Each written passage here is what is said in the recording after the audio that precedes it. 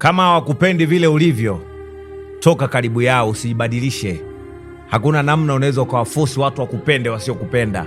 Kama mtu akupendi, hatokupenda tu, you are unique, haufanani nao. Hao ni takataka, hawafanani na wewe.